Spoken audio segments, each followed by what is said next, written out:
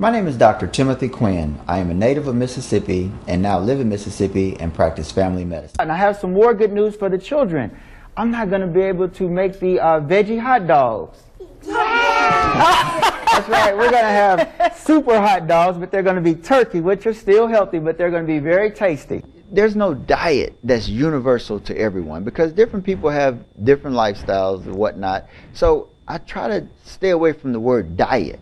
It's more of a lifestyle modification. Oatmeal is really good because it's already warm and it's hot. And the oatmeal with the oats, those are some really good carbohydrates to eat during the cold months. And you don't have to only eat it for breakfast. I'm Dr. Tim Quinn. I enjoy working with Mayor Tony Yarber's Task Force for a Healthier Jackson.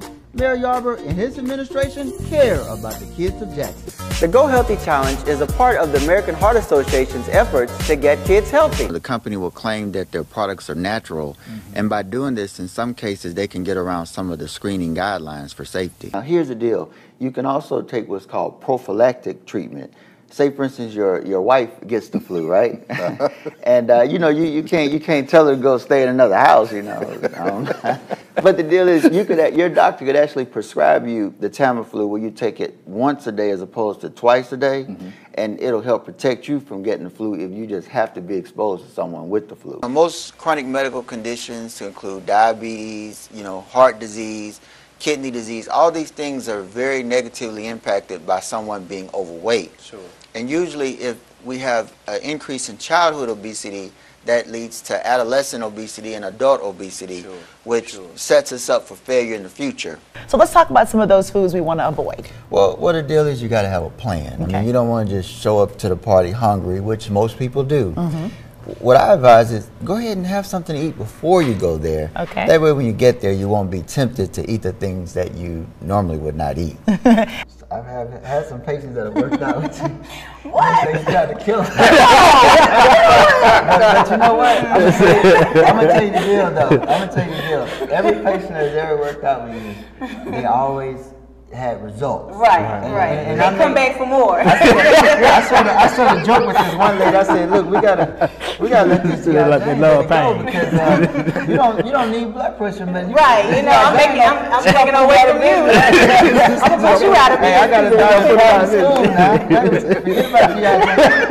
But the bottom line is, I think the reason why you've been so successful in helping people lose weight is because you set them up with a plan. Right. And that's what we were talking about. You know, I think about back when I was in medical school, they would give us all this material, and we'd have to memorize all this material and reproduce it in an exam. Okay. And you know, you could sit there and think, oh God, I can't do this, and just forget it, or you could just do a little bit at a time. Exactly. But every day, you know, Monday, Tuesday, Wednesday, Thursday, Friday, Saturday, Sunday, every day you have to do it, and that's something that you've been doing, and we're talking about having a continuous persistent plan. Some of you are here to tell us about how we can get that body that we all desire. We say it every year, and so here you are to share how. Well, the deal is, my brother and I were both ex-military, and we spent a lot of time out in the field, and you know, there was no gym out there, so we had to improvise and come up with things to stay busy and stay in shape. Sure. So we want to bring this to the viewing audience so they could possibly do it at home. Okay. A lot of people don't have time to go to the gym, nor do they have the resources, so we're going to show you some things you can actually do that work.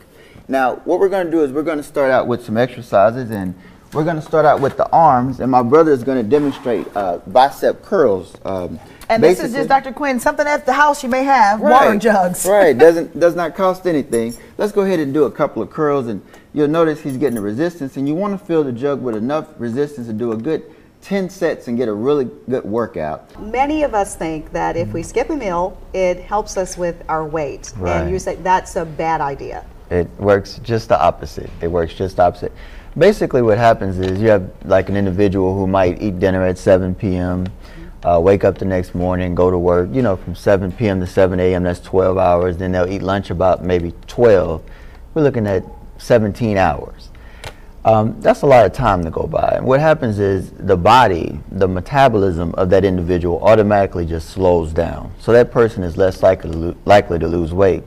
The second thing that happens is that person stores more fat because the body is trying to store more energy to get ready for this considered fasting state that this person is in. And then the third thing is when the person eats, you know, they'll go to McDonald's or somewhere and they'll try to make the healthy selection, because you can go to McDonald's and get the salad, but they'll go there and they haven't eaten since 17 hours, and chances are they're not going to make the healthy selection.